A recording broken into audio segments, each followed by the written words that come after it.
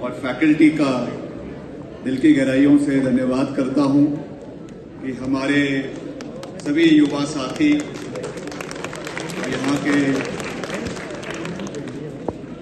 हमारे स्टूडेंट्स हैं, उनके साथ हमें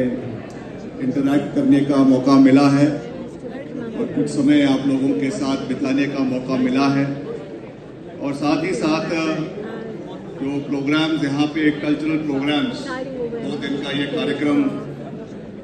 हर साल आयोजित किया जाता है, जिसमें निश्चित तौर से सभी प्रोग्राम्स, कल्चरल प्रोग्राम्स और अन्यथा और कार्यक्रमों को यहाँ पे आयोजित कर आप अपनी जो टैलेंट है, प्रतिभा है, उसको भी उजागर करते हैं और एक मंच भी आपको मिलता है जहाँ पे सब मिलकर other than your academic pursuit आप मिलकर आगे बढ़ते हैं। इसमें मुझे खुशी है कि आप लोगों के बीच में मुझे आने का सौभाग्य प्राप्त हुआ। हमारे बीच में Shri Rajendra Verma ji, pro vice chancellor Himachal Pradesh university, Shri Shiv Kumar Dogra ji, director UILS,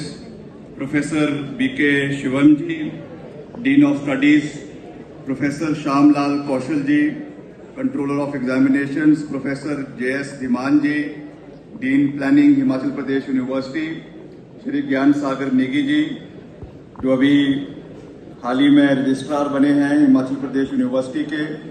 doctor Mahendra Thakur ji, president जो हमारे HPU टीचर्स एसोसिएशन के, Shri Kartik Singh Jaswal ji, organiser Shri Binnu Mehta ji, Shrimati Sudarshana Bhandari ji, president officers association Shri Sunil Dutt ji, EC member Shri Rajesh Thakur ji, president class 3 non teaching association Shri Randeep Thakur ji, president campus NSUI HPU Shri Rajat Rana ji, general secretary और NSUI और सभी के जो हमारे यहाँ पे स्टूडेंट्स हैं, ऑर्गेनाइजर्स हैं, मुख्य रूप से डॉक्टर संयोगिता ठाकुर जी और सभी जो और साथी यहाँ पर उपस्थित है। जैसा मैंने आपको कहा कि मुझे खुशी है आप लोगों के बीच में यहाँ पर आकर। और हिमाचल प्रदेश यूनिवर्सिटी एक रिनाउंड यूनिवर्सिटी है पूरे देश के अंदर, जिसने एकेडमिक एक्सीलेंस का परिचय अलग अलग फील्ड्स में, अलग अलग स्ट्रीम्स में समय समय के ऊपर दिया है। और रिनाउंड यहाँ से एडवोकेट्स, जजेस, IAS ऑफिसर्स, पॉलिटिशियंस और people from all walks of life यहाँ से उन्होंने शिक्षा हासिल करी है। और केवल हिमाचल का ही नहीं, मगर मैं समझता हूँ कि पूरे देश का नाम रोशन किया है। जब भी पूरे देश के यूनिवर्सिटीज की बात होती है, उसमें हिमाचल प्रदेश यूनिवर्सिटी का नाम हमेशा कुछ दर्जे का आता है। ये हम सब के लिए बहुत खुशी की बात है। और यहाँ के शिक्षा प्रणाली को बनाए रखना ये हम सब का एक कलेक्टिव रिस्पॉन्सिबिलिटी और कलेक्टिव दायित्व बनता है। मैं जानता हूं कि स्टूडेंट पॉलिटिक्स में बहुत सी चीजें रहती हैं, बहुत सा आइडियोलॉजिकल फैक्टर्स भी रहते हैं, कश्मकश भी रहता है, मगर मैं समझता हूं कि कुछ चीजें जैसे हमारे, अगर हम प्रदेश की बात भी करें, राष्ट्र की बात भी करें, उसी तर्जे पर प्रदेश के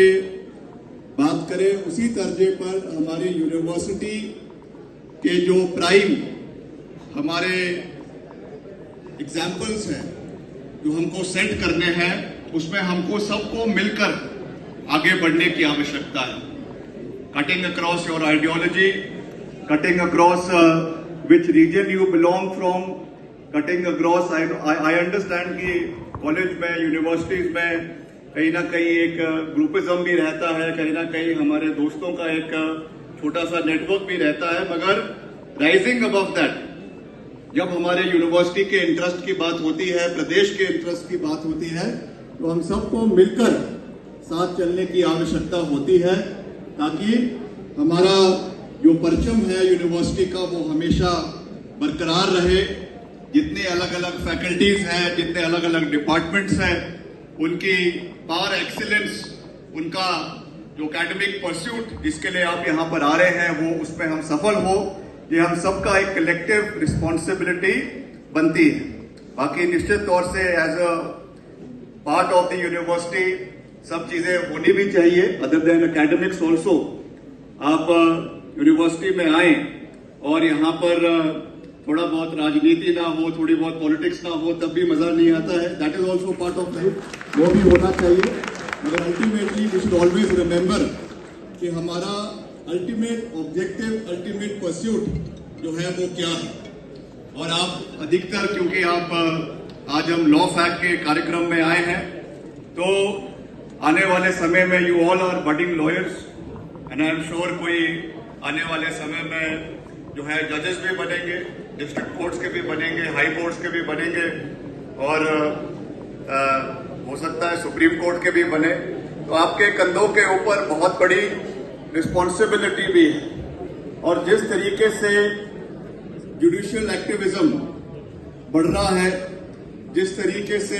हर स्फीयर में जुडिशरी का मैं समझता हूं, as a responsible member I am stating this की